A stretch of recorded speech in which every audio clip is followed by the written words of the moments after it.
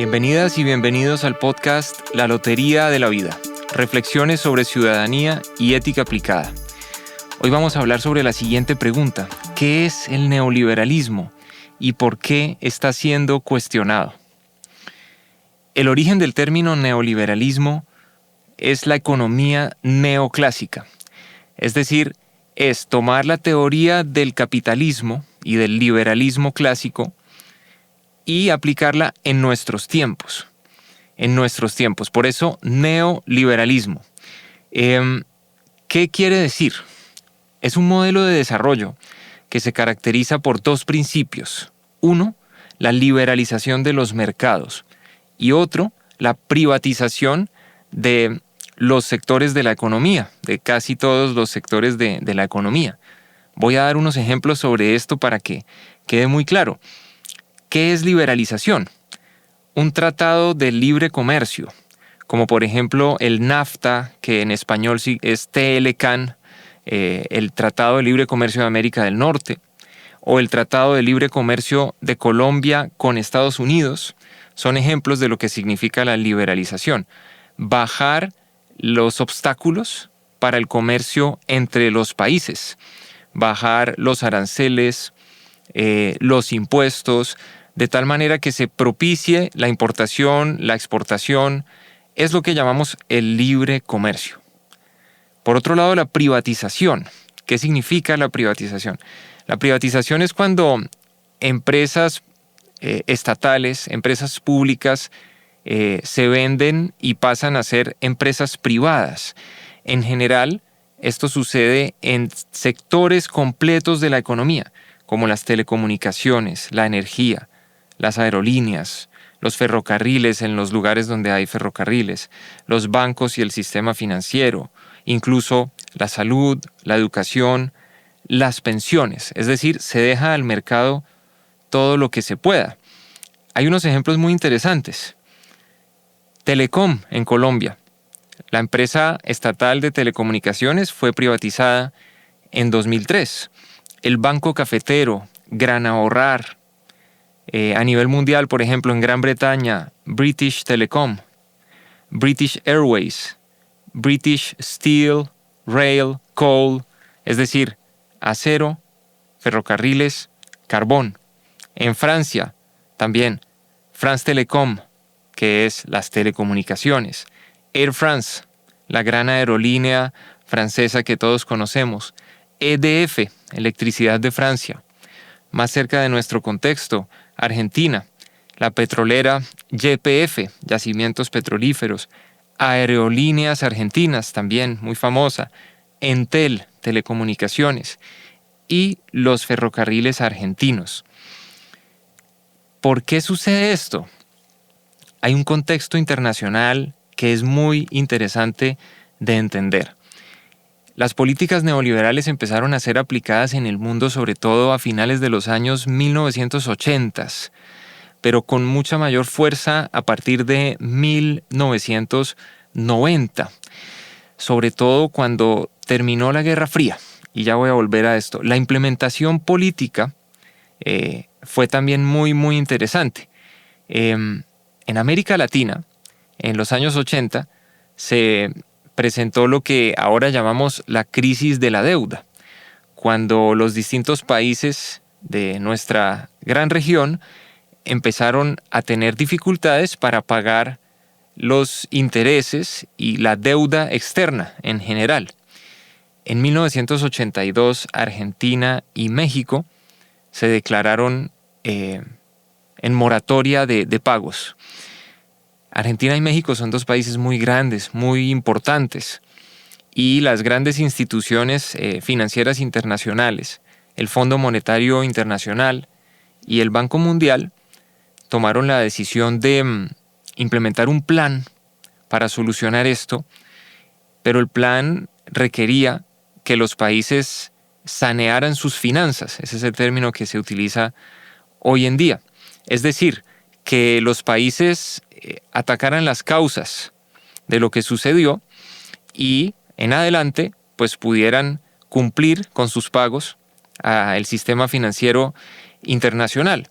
Para poder hacerlo, identificaron que gran parte del problema era que las empresas estatales y públicas no eran eficientes, generaban muchas pérdidas y no eran competitivas en los mercados internacionales. Esto llevó al Fondo Monetario Internacional y el Banco Mundial a proponerles a los países lo siguiente: se les perdona el 30% de la deuda a cambio de que ustedes privaticen las empresas estatales en todos los grandes sectores de la economía, las empresas que están generando esos desequilibrios fiscales y financieros. Eso se llamó los planes de ajuste estructural y lo recordamos en la historia como el plan Brady también, porque la persona que lo diseñó se llamaba Brady. Entonces, los países empezaron poco a poco a implementar estas políticas. Y fíjense lo interesante que es ver que en casi todos los países las políticas fueron muy parecidas. En Estados Unidos fue Ronald Reagan, en Gran Bretaña Margaret Thatcher. En América Latina quien empezó con esto fue el dictador chileno Augusto Pinochet, que tenía un grupo de asesores económicos de la Universidad de Chicago y que pues experimentaron en Chile estas políticas antes que en otros países latinoamericanos. En Colombia fue César Gaviria. Es la época que los colombianos recordamos como la apertura económica. Es interesante ver que no fue una iniciativa propiamente de César Gaviria, sino algo que estaba sucediendo a nivel mundial. En Argentina fue Menem. En Francia, que se ha dado en menor medida, y lo veremos un poco después, fue Jacques Chirac. En China fue Deng Xiaoping. Porque miren, incluso cuando China, digamos que se denomina, es un país comunista de nombre, desde 1979, con Deng Xiaoping en el poder, China ha aplicado unas políticas que tenían como objetivo insertarse en los mercados y acercarse mucho más al capitalismo mundial. Hay un momento especial en todo esto, el fin de la Guerra Fría, cuando la Unión Soviética se desintegra. La Guerra Fría fue un periodo muy importante y tensionante en la historia reciente, unos 40 años en que había dos modelos de desarrollo, uno de ellos el capitalismo democrático y el otro el socialismo no democrático. Y cuando la Unión Soviética no logra seguirle el paso a la carrera armamentista con Estados Unidos, cuando también no logra cumplir las promesas de bienestar social, que eran las promesas más importantes del socialismo, las personas empiezan a darse cuenta de que tal vez en el mundo capitalista se vive mejor, y Mikhail Gorbachev, en ese entonces el presidente de la Unión Soviética, negocia con los otros grandes líderes mundiales una transición de la Unión Soviética hacia el capitalismo y hacia la democracia al mismo tiempo. Eso hace que 18 países que componían la Unión Soviética pasen de un momento a otro a ser países capitalistas y democráticos. Y hoy que estamos concentrados en el tema del neoliberalismo, pues ahí también se aplican las reformas neoliberales y eso hace que prácticamente todo el mundo, con unos países que son la excepción, unos pocos, muy pocos países, prácticamente todo el mundo aplica las reformas neoliberales. Algunos países más fuertes, esas reformas, que otros países, pero el mundo entero gira hacia el neoliberalismo. De hecho, es interesante un libro que hemos mencionado ya en episodios anteriores, El fin de la historia y el último hombre, de Francis Fukuyama. Francis Fukuyama dijo en este libro que habíamos llegado al momento culminante de la historia, al momento que podía considerarse un fin, no en el sentido de final, sino en el sentido de objetivo. Logramos tener libre comercio mundial, integración mundial, globalización, por lo tanto vamos a tener paz, estabilidad, y en ese sentido se podía interpretar que el mundo había cumplido con un propósito muy, muy importante. Había mucha esperanza en esa época, de 1990 en adelante, mucha esperanza en este modelo neoliberal. Ahora, el neoliberalismo es una ideología. Ideología es un término que no necesariamente tiene que utilizarse de manera peyorativa, pero sí quiere decir que hay una propuesta programática de cómo debe ser y funcionar una sociedad. Y para el neoliberalismo, la buena sociedad es una sociedad que se caracteriza por la liberalización de los mercados, la privatización de todos los sectores de la economía, es decir, la presencia del mercado realmente en todas las áreas de la economía y de la vida de los ciudadanos. Ahora, hoy, en 2025, hemos llegado a un momento en el que el modelo neoliberal está siendo cuestionado. 35 o 40 años después es posible evaluar qué ha pasado en el mundo cuando se implementa un modelo de desarrollo. Y hay unas razones muy claras por las cuales está siendo cuestionado. Una de ellas la hemos hablado en uno de los episodios de este podcast, es la desigualdad. Vivimos en sociedades que son muy, muy desiguales y que reflejan que hay ganadores y perdedores de este modelo de desarrollo. Y las personas que han perdido calidad de vida, han perdido estabilidad y cuestionan que este sea realmente el camino para el desarrollo, el camino para tener una buena sociedad. Hay muchas personas que se han quedado sin empleo, por ejemplo, gracias a los tratados de libre comercio, o no gracias, sino a causa de los tratados de libre comercio.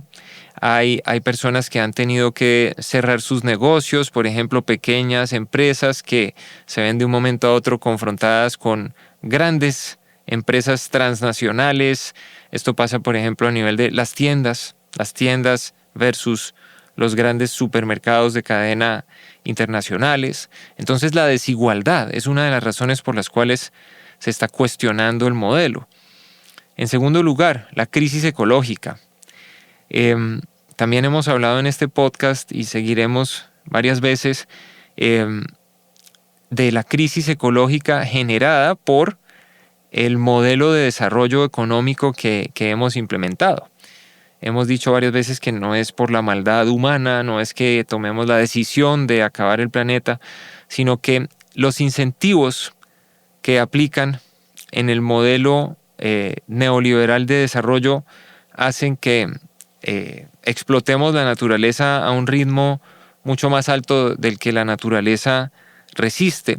Y entonces hoy en día hay movimientos sociales y movimientos ambientales que están cuestionando que el neoliberalismo sea realmente la mejor manera.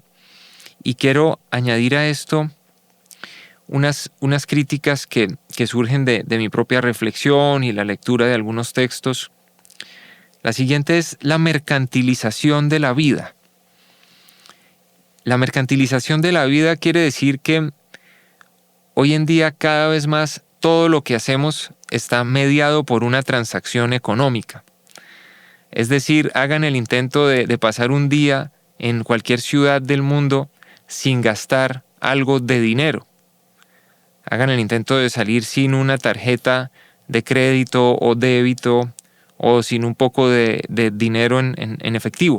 Y van a ver que es bastante difícil pasar un día completo sin hacer al menos una transacción.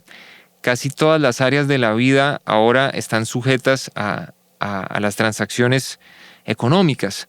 En ese sentido, Michael Sandel, que es un gran pensador, filósofo político que además tuve la oportunidad de conocer, dice, es distinto una economía de mercado a una sociedad de mercado. Y hoy en día hemos llegado al punto de vivir en sociedades de mercado. Eso es algo muy profundo porque significa, por ejemplo, que las personas hoy en día tienen muy pocas relaciones humanas que no sean relaciones transaccionales, es decir, mediadas por la economía. Y no es que las relaciones mediadas por la economía sean malas relaciones, no, pero sí que la gran mayoría de las relaciones que tenemos son relaciones laborales, profesionales, entonces interactuamos con otras personas que nos están pagando por nuestros servicios o que nosotros les estamos pagando por sus servicios, e incluso los sitios de esparcimiento, de diversión, de recreación o de cultura también están permeados por esto. Entonces la gente pasamos los fines de semana en actividades que son pagas, vamos al centro comercial, vamos al cine, y esto intrínsecamente no es malo, pero es algo notorio, porque es muy difícil para una persona en esta sociedad, cuando no tiene ingresos suficientes, estar bien en la sociedad, participar de todo lo que la sociedad ofrece. Se dice que el Internet es democratizador, el Internet es un servicio pago, ¿sí? Y hay que pagarlo, y el que no tiene cómo pagarlo, pues le cortan el Internet. Entonces hay una mercantilización de la vida que podría llegar a ser excesiva. Por ejemplo, hay sociedades en donde hay sectores de la economía completos que no están mercantilizados, que se manejan de otra manera. En Europa Occidental puede ser el sector de la educación, el sector de la salud, el sector de la cultura. Incluso, por ejemplo, hay muchas subvenciones, ayudas a la producción artística y a los artistas para que puedan seguir desarrollando su arte y su creatividad sin necesariamente estar sometidos a las lógicas del mercado. Y son cosas que creo que es interesante pensar. Si es importante salvar algunas áreas de la vida humana y de la actividad humana porque son buenas, porque podemos considerarlas positivas para el bienestar, y de pronto entonces deberíamos protegerlas un poco de los desequilibrios del mercado. Y finalmente, hay algo que yo he analizado hace mucho tiempo. En los tratados de libre comercio se liberalizan los mercados, pero no se liberaliza la movilidad de las personas. Es decir, si Colombia hace un tratado de libre comercio con Estados Unidos o con Europa, se permite que el capital, los bienes, los productos se muevan libremente, pero las personas no. Es decir, se permite que haya flujo en la economía, pero a las personas sí se las para en seco. Es decir, se le abre los mercados de América Latina a las empresas de la Unión Europea o de Estados Unidos. Permitimos que vengan acá. Muchas personas, por ejemplo, pierden sus empleos porque no aguantan la competencia, y nosotros, los latinoamericanos, no podemos, por ejemplo, llegar y establecer un pequeño negocio de manera legal fácilmente en Europa o en Estados Unidos. Se nos pone a hacer trámites excesivos y muy distintos a los que hacen las personas que viven en estos países. Se nos trata diferente, se nos imponen todo tipo de limitaciones. Por ejemplo, cuando se permite el libre tránsito de personas es muy limitado, como por ejemplo con la Unión Europea, que muchos países de Latinoamérica no necesitan visas, incluido Colombia, pero es para el turismo. Es decir, porque a ellos también les conviene que nosotros vayamos. En el turismo es conveniente que la gente vaya, pero la visa de turismo es muy distinta a una visa de trabajo o a una visa de estudiante. Prácticamente solo permite ir a consumir, no a emprender, no digamos, a ser parte productiva de la sociedad. Y en Estados Unidos es es todavía más estricto. En Estados Unidos sí tenemos que sacar visa, y también la visa que se da normalmente es la visa de turismo. Obviamente que también hay visas de trabajo y de estudio y se dan en casos especiales, pero no es generalizada. Es decir, se hace un tratado de libre comercio y al mismo tiempo se imponen unas restricciones muy fuertes a la movilidad de las personas. Y eso es algo que parece ser incoherente. Es decir, si queremos libre mercado, si queremos integración global y globalización, parece incoherente. ¿Quiénes cuestionan el modelo de desarrollo neoliberal? Cada vez más movimientos sociales, por ejemplo, de origen campesino, movimientos sociales feministas, también, por ejemplo, los agricultores, el gremio de los agricultores, la gente que produce comida, ¿sí? Alimentos, las pequeñas empresas, también las pequeñas empresas que en general no están muy bien equipadas para competir contra las grandes empresas de nivel mundial. Y cada vez más estos distintos sectores de la sociedad que se oponen al neoliberalismo, que lo cuestionan, pues están apoyando a movimientos políticos y alternativas políticas que están llegando al poder. Por ejemplo, es curioso ver que Estados Unidos, la derecha de Estados Unidos, en estos momentos representada por Donald Trump, es crítica del neoliberalismo a su manera. Aunque Donald Trump es un empresario, Donald Trump tiene su apoyo en las personas que han criticado la globalización de Estados Unidos, que quieren proteger su industria local, sus empleos locales y que no están a favor de una integración de los mercados mundiales. Por eso toda la guerra de aranceles y el impedir que productos de otros países del mundo entren a Estados Unidos en igualdad de condiciones con los productos estadounidenses, que era una de las premisas del neoliberalismo, o es. Al mismo tiempo, la izquierda política también es crítica del neoliberalismo.